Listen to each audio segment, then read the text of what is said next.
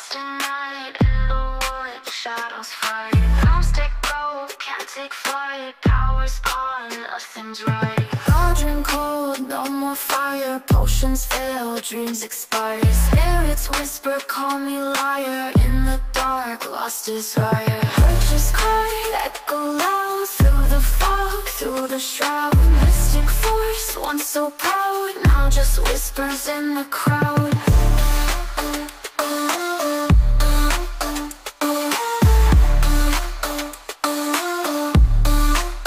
Babaylan TV. Hello Aquarius, welcome po sa inyong reading. So this is for February the 21st to February the 15th to February the 21st. Ayan. Para po sa mga bago, don't forget to click the subscribe button, smash the like button, comment po, no, kung kayo nakaka-resonate, and hit the notification bell. Kung gusto nyo pong sumali sa ating live sessions, dun po yun sa ating kabilang channel. That is Babaylan TV. No, yan po ang ating unang channel catered for our international audience. So, nagla-live din po tayo doon. Pwede po kayong sumali sa live sessions. Ayan. Meron din po dong ibang readings no, for February the 15th to the 21st. Pero uunahin ko muna tong channel na ito. Usually, yun po kasi ang nauuna. Pero this week, eto muna, no? Then after, siguro bukas or sa isang araw, ipopost ko na po yung video for February 15 to the 21st doon po sa Babaylan TV. Now, I want you to know that this is a general reading. You may resonate with the entire reading or you may resonate with some bits and pieces of the reading. Take what's only yours. Aquarius, magsimula na tayo. So parang ayaw mong bitawan itong pag-asa na ito, itong goal na ito, itong dream na ito. Eh bakit nga naman? Kung yun talaga ang gusto mong ma-achieve, yun ang gusto mong ma-experience, no? Whether it is an event, a specific place, a person, no? Something that yung parang yung desire ng iyong puso, yun talaga. Kahit balik-balik mo ang mundo, no? Doon talaga yun talaga ang tinitibok ng puso mo no? Wow, 6 of Pentacles in here. So parang nakikita ko naman ang reciprocation ng energy again. So kung ito ay buhay, kung crushes, no? Single, may crush ka. Nakikita ko naman na parang somehow may reciprocation. Hindi man pinapakita, siguro nando kayo sa landian stage, no? Hindi sa pinapasakay ka, nag-e-enjoy din naman yung tao. Kasi with the energies of the card, nag-e-enjoy din naman yung tao para anuhin ka ba? Para, bigyan ka ng time. So kung relationship naman, siguro tahimik lang yung relationship ninyo. Baka ikaw ang may problema, no? Ang gusto mo is, ay, namimiss ko yung away. May ganon, di ba? Kahit walang ginagawa yung isa, basta namimiss mo lang makipag-away, bigla kang totopakin. Bakit hindi? 'Di ba? Aquarius 'yan eh. So, kung ito naman ay buhay, trabaho, no? Ang naka-focus ka doon sa pag-angat ng sahod, no? Pag-angat ng positions, kung ito ay buhay, kung finances, 'di ba? Of course, sino ba naman ayaw lumago ang kanyang mga finances, 'di ba? So, parang ang nakikita ko dito, sobrang focus natin, 'di ba? Wala, kumbaga, umulan, umaraw, papasok ako, no? Kasi ayokong mabad shot, ayokong magkaroon ng tarnish, no? Ang aking record, no? Kapag pinatawag ako, I'm always there. Sometimes I'm even showing up, no? OTs, no? Ang tawag doon, nagpepresenta ako because bukod sa I want money, I want higher, amount of salary na papasok this anong tawag diyan, cut off. Mas gusto ko pa rin yung nakikita nila na porsigido ako, no? Kasi parang ito yung way ko to show how willing I am, how serious I am dun sa goal ko, no? Ah, kung ito'y finances, no, baka konti lang ang tulog natin, no? Pero huwag pabayaan ang sarili, ha? I understand you guys, especially doon sa mga sobrang, alam mo yung 'pag sinabi kasing gutom, 'no, minsan masama ang connotation, pero yung gutom mo in a positive way, gutom ka dahil gusto mo ma-achieve, 'no, um, itong goal mo. Gutom ka dahil, ah, kumbaga it's not enough, 'no, kung puwede lang 'wag matulog. So, yun nga yung sinasabi ko, hindi puwedeng hindi natutulog, 'no, kailangan din ng pahinga.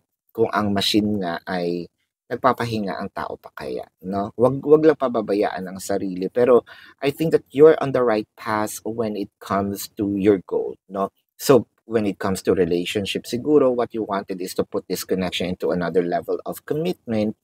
Um, let's say from mag-on, 'no, gusto mong mag-cohab, 'no, or cohabitation with your person, or ito yung tatawag na live-in together. Kung live-in together, baka, kung may budget, 'no, baka mag-propose, or kung wala, baka dumiretso na jump na agad tayo sa kasal, 'no, or magarbo, maliit, it doesn't matter.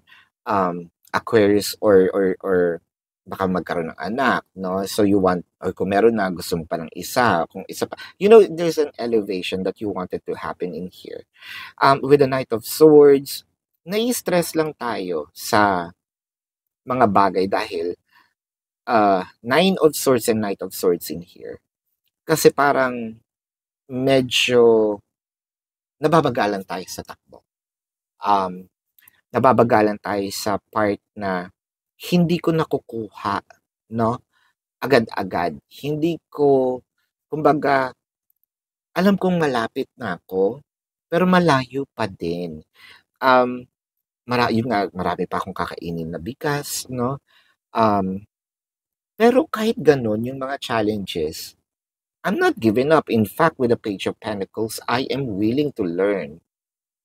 I am willing to search, look for an answer, no, study more, achieve more, i-enhance yung aking kaalaman.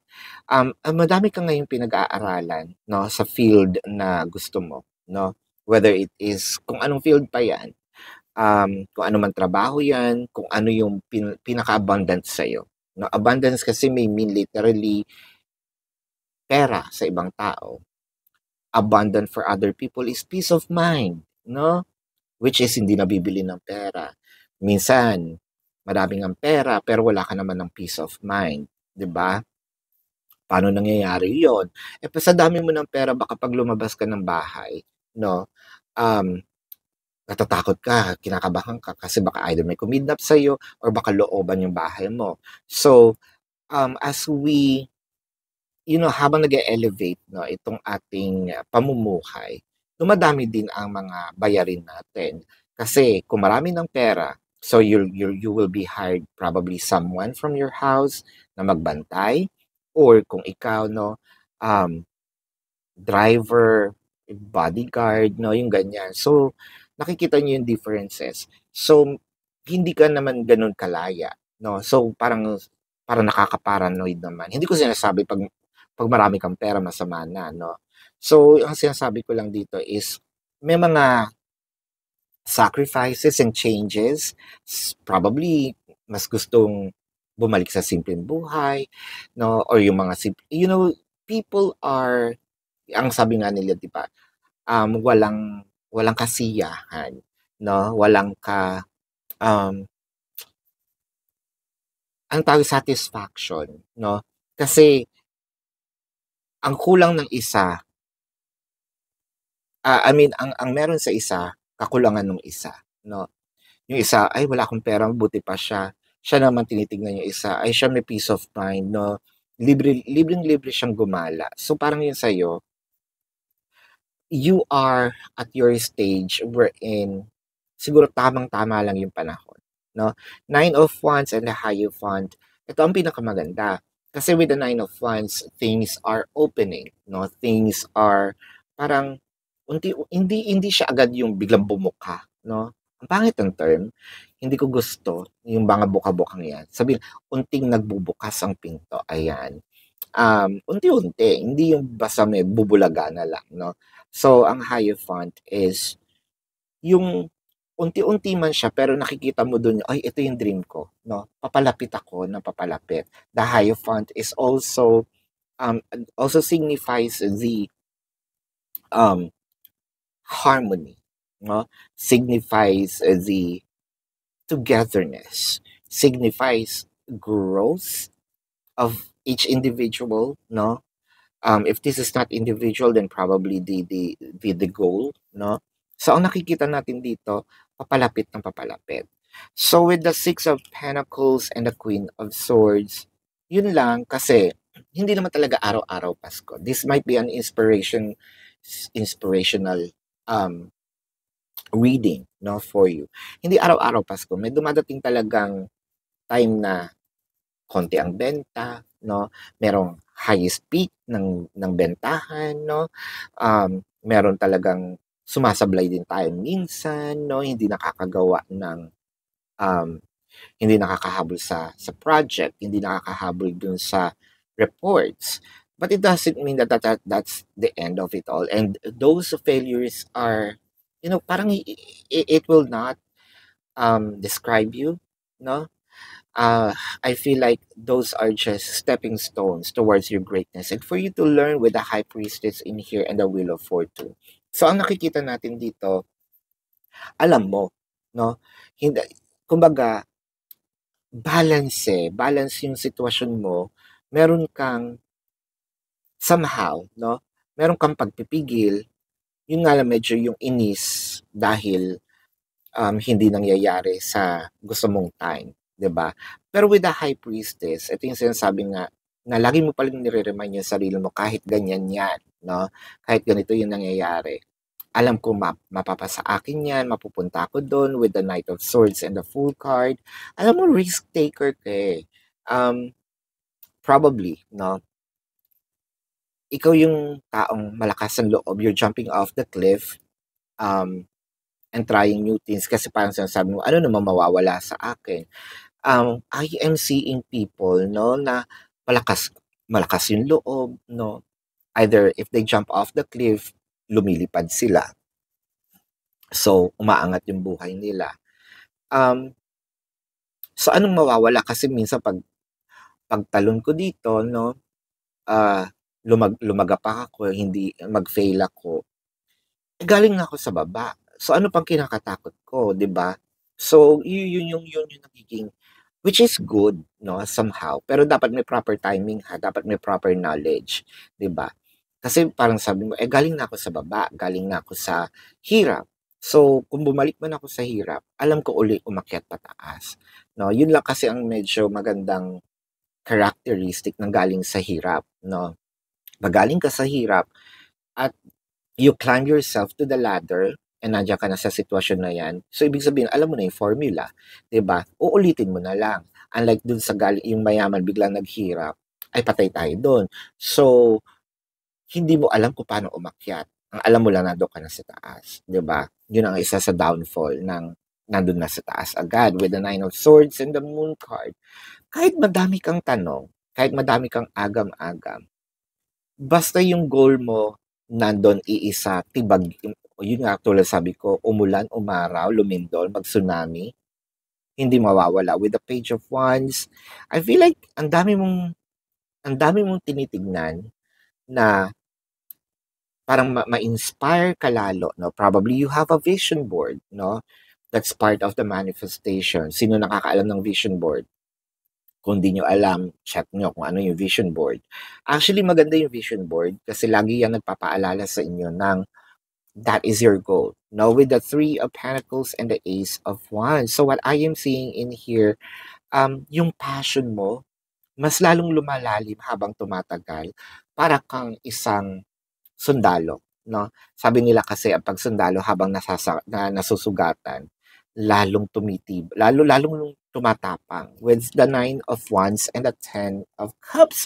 So, ang nakikita natin dito, yung saya ng puso mo, unti-unti na siyang nagbubukas katulad ng sabi ko with the Nine of Wands. Parang ang lapit-lapit mo na sa katotohanan.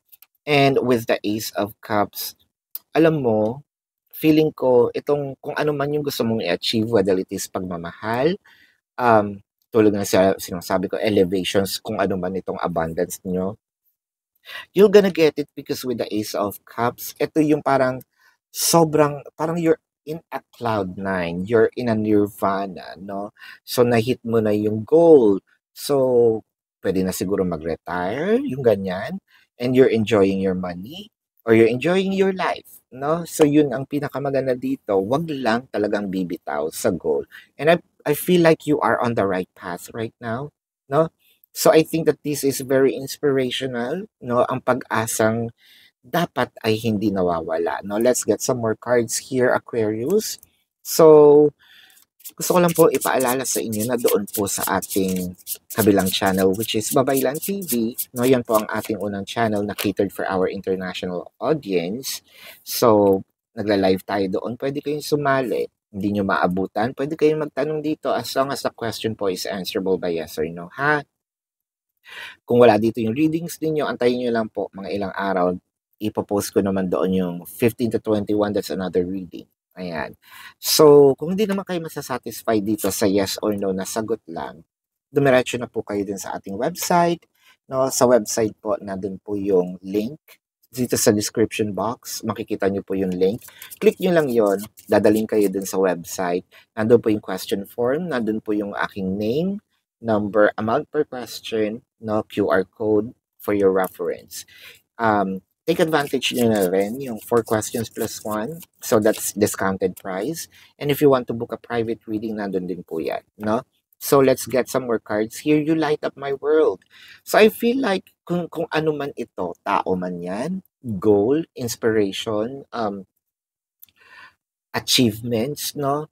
I think na yun yung bumubuhay sa iyo ngayon. Yun yung, kumbaga, para doon ka gumigising, no? Para sa kanya ka gumigising. Let's check. Or para sa'yo din siya gumigising. Yun din yun. Kasi you're aligned, no, with the energy. Let's get some cards here from the universe. Be true to yourself in all ways. Not everyone will get you. They can only understand from their level of perception. That's on them. No matter what people say, don't ever doubt your worth or the beauty that you hold within. Stand tall in your power. Siguro minsan sa sobrang passionate natin, no, sinasabihan tayo na parang na siyang baliw, no? Actually, yun nga sabi sa manifestations, for those who listen to Abraham Hicks, no? Sometimes hindi nakukuha ng mga tao yung passion mo, especially when you're manifesting something, no? Kasi hindi nag-work sa kanila, and you don't have to explain yourself, no? Ang nakikita lang natin, dire-diretso mo lang yan, sooner, hawak mo na, no? So let's check the zodiac sign of your person, or these might be the people involved, no? Towards this manifestation. I am seeing Taurus, Pisces, Leo, Virgo, Capricorn, Scorpio, Sagittarius, Cancer, Aries. Yan. So this is your reading. Love and light to you. Namaste. And see you po sa susunod na readings. Goodbye.